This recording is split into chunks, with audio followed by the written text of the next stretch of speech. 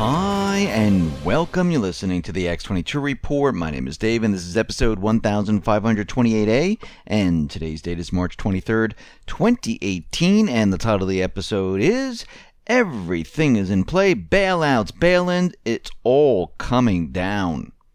Let's get into the economic collapse financial news. Well, it looks like things are not going well with the BREXIT. And we know that the people of the UK decided they don't want to be a part of the European system. And they decided to vote themselves away. And right now, the Eurozone banks, they're preparing for a hard Brexit. Even though they condemned a no-deal exit, they said they're not going to do it. It's the worst-case scenario. But they're starting to realize that they're not going to come to any type of deal. And they're already making preparations to basically have a no-deal exit. And what they're seeing right now is that the Brexit, the hard Brexit, is going to happen in March of 2019, where they really wanted a softer Brexit back, which would be December 2020. And this way they can lay out everything and both agree on different issues. But we see at this point that the central bankers, they never want any country to leave their system. Once you're in, you're in. And trying to get out, they make it as difficult as possible. And we'll have to see how this moves forward. But we can see at this point in time that the UK is looking to remove itself. They already voted on it. And the central bank is still going to do whatever they need to do, because they don't like anyone leaving their system. And once you leave their system, you are then the enemy of the central bankers. That's how it normally works out. I mean, look at all the countries that the central bank, and I'm talking about the private Western central bankers, where they don't have control. Those countries are the enemy. Now, yes, UK is still going to work with the EU. They're still going to have negotiations and things like that, but we'll have to see how this all works out. Here in the United States, what are we seeing? Well, 1 in 5 U.S. retail shops are still at risk of closing down. Ryan McCullough, senior real estate economist with CoStar, said the U.S. has about 18% too much retail space when compared with the historical average. And he's saying that we need to return to a point in time where the retail industry can be supported, and to maintain this and to do this, we would have to basically close down 1.6 billion square feet of selling space while maintaining current sales, which is going to be very difficult. Cushman & Wakefield is out there. They're saying that they're forecasting 12,000 stores will close in the U.S. this year, up 33% from the 9,000 that were closed down in 2017. So we see at this point that the retail industry is not going to be doing well, and we know it's not because of online. It's because the people of America, they're completely tapped out. More and more people are using their credit cards. We see this. We saw this on the run-up to 2008, where the credit card usage went really high. People were taking out home equity line of credit, and everything started to break down, and basically nobody had any funds after that point in time. We're seeing the same exact thing happen once again. Now, we know the U.S. pension system, well, it is really, really bad, and it's basically failing. Now, what Congress did was they quietly snuck in a provision that forms a committee which would use federal funds to bail out as many as 200 multi-employer pension plans, where employers and labor unions jointly provide retirement benefits to employees. Now, they're already pushing a bailout because they know that the pension system is going to implode on itself. And this is a taxpayer rescue plan once again, because the U.S. pension system is beyond repair. And if you're depending on your pension, it might not be there. Now, Boston College, they estimate that the nation's 1,400 multi-employer plans are facing a $553 billion shortfall, and around 1/4 of those are in the red zone, meaning that they'll go broke in the next decade or so. But Congress, committee assuming it works, wouldn't even rescue the red zone plans, much less remaining the remaining 1,200. And it doesn't even begin to address the real problem, the $7 trillion funding gap faced by the government's own pensions. Now, Congress is stepping in because the Pension Guarantee Corporation, the PBGC, which is just like the Federal Deposit Insurance Corporation, it's insolvent. They don't have enough funds. The FDIC doesn't have enough funds. So they can't back up these pension plans. This is going to be a complete and utter disaster. And what we're seeing right now is, again, this race to bring down the system. Now, we see that Trump is putting in place tariffs, reciprocal taxes, pushing forward his tax plans, and trying to get the biggest spending type of bill passed. And I think the one that just passed the House, still has the Senate to go, is the $1.3 trillion omnibus spending package. Now, many reports ago, and I probably said this so many times, but remember how the central bankers work. The central bankers never want a country to default. They never want to give them too much debt where they say, guess what, we are bankrupt. What they do is they keep that fine line where they make governments cut their programs, push austerity, and make them take on more debt. And they continually do this to the country over and over and over again. And they always make sure that they never crash and burn. What is happening right now is the opposite. Trump, with everything that he's doing, is pushing this to the extreme. How do you bring down a central banking system? How do you show the world that their system doesn't work? You take on as much debt as you possibly can, and you implode the system. Now, of course, what you have to do is you have to control the narrative. You have to show that this is a central banking problem. Now, the omnibus bill that was passed by the House, and I think the vote count was 256 to 167, the Senate now has until midnight Friday to pass it. But within the omnibus, I mean, it's like 2,200 something pages, they included the Cloud Act, which allows foreign governments to demand data from U.S. companies. It was added to the Omni without hearings, markups, or amendments. Now, Rand Paul is out there saying that Congress should reject the Cloud Act because it fails to protect human rights or America's privacy, gives up their constitutional role, and gives far too much power to the Attorney General, the Secretary of State, the President, and foreign governments. And here we are once again, where they're taking a bill and they're sneaking other things into it.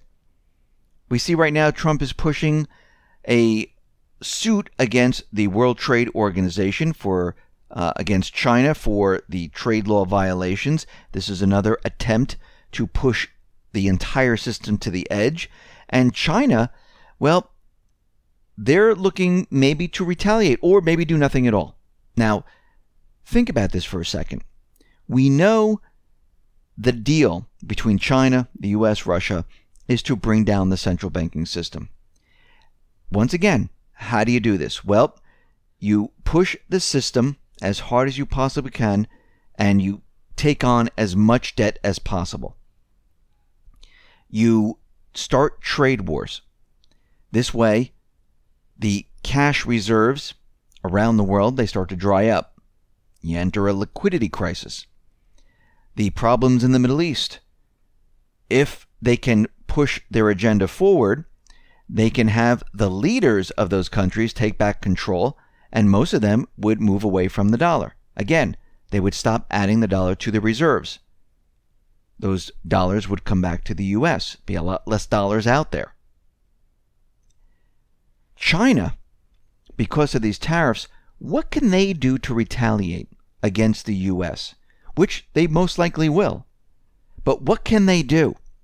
Well, one, they can have higher tariffs on the U.S. exports to China. They could do that because we export seeds, fruits, aircraft, pulp, metal, wood, ores, things like that. But what else can they really do? Well, they can sell U.S. treasuries, and they can buy other government bonds from other governments, or they can purchase gold. Now think about this for a second. What all of this has started. This whole entire system is being pushed to the edge and allowing these countries to dump treasuries. Now, China has a lot of treasuries. Before this, if China just went ahead and started to dump treasuries, why would they do this? What would be their excuse? Why would the world okay this?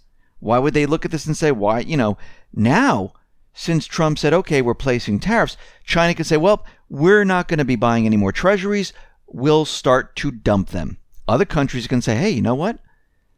If they're dumping their treasuries and these tariffs also affect us, we will dump our treasuries. And you can see how this whole thing will begin, where everyone is starting to dump. Yes, there'll be certain countries that hold on to them, but you can see how all of this is coming about. Now, the central bankers, on the other hand, they're looking at this saying, okay, we see what he's doing here. We understand that he is pushing the economy to the edge. And if he gets his way and controls the narrative, guess what? He's coming after us. That's the whole plan. Now, the central bankers, they are going to push their agenda to try to bring down the economy and control the narrative. Now, in the middle of all this is the people of the United States, the people of the world. A lot of these people are going to have a very difficult time during this transition. It'll be a lot easier without the central bank, because the central bank doesn't care about people. They don't care about a government. They don't care about anything except their private. It's a private corporation. And they want to make, money out of this deal. And they want to gain hard assets. That's what they normally do. They don't, listen, they print paper and ink. They don't want the paper and ink because they know it's worth nothing. What they want to do is they want to trade that paper and ink for hard assets. They want to have governments sell off their property for pennies on the dollar. They want their creditors, the individuals that are part of the central bank, part of the banking systems, to go in and purchase those hard assets. That's what they really want. So this is a race to see who will control this. And you can see this is really heating up right now. And in the next couple of weeks, once everything is put into place, we will see what China does. If they're not going to come out and say, hey, we're just dumping all the treasuries. They're probably going to say, okay, guess what? We'll make the next move. We'll have higher tariffs on selected U.S. exports to China. And then Trump most likely will do something else. And then China will say, okay, we're going to start dumping, maybe $3 billion worth of treasuries. Then Trump will do something else. And this will probably go back and forth. And before you know it, cash, again, is in demand, but there's no cash out there. Europe has no cash. We start to enter a liquidity crisis. And the whole thing starts to move forward. Now, the banks are going to run into problems. Most of these banks, I would say 99.999% of these banks, are completely insolvent. These stress tests are a complete and utter joke. This is when they'll push the bank holiday.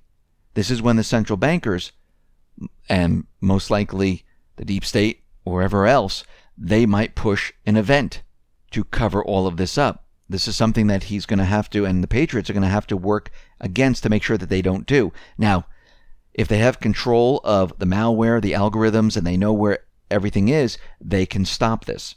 But they're going to try the bail-ins. They're going to try the bailouts. They're going to do whatever they possibly can to save their system. And what I mean by save it, I don't mean save the current system, but save what the central bank is all about, controlling governments, because they want to move their system someplace else. So they want to save their integrity.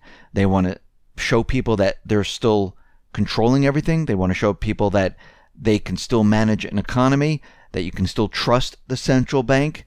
And Trump and the Patriots on the other side are going to try to strip this all away from them, to show that you can't. And I believe this is why in the end there will be the audit, the Fed bill. It will pass.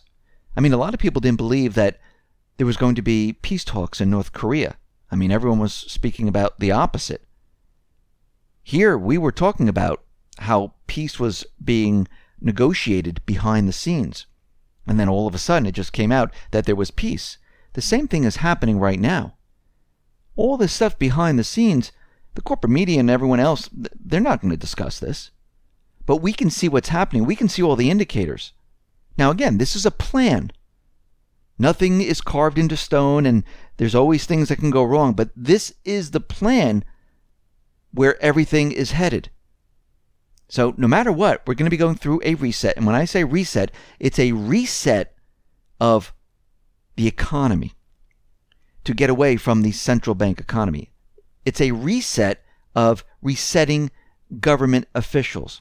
It's a reset of the way the U.S. does business.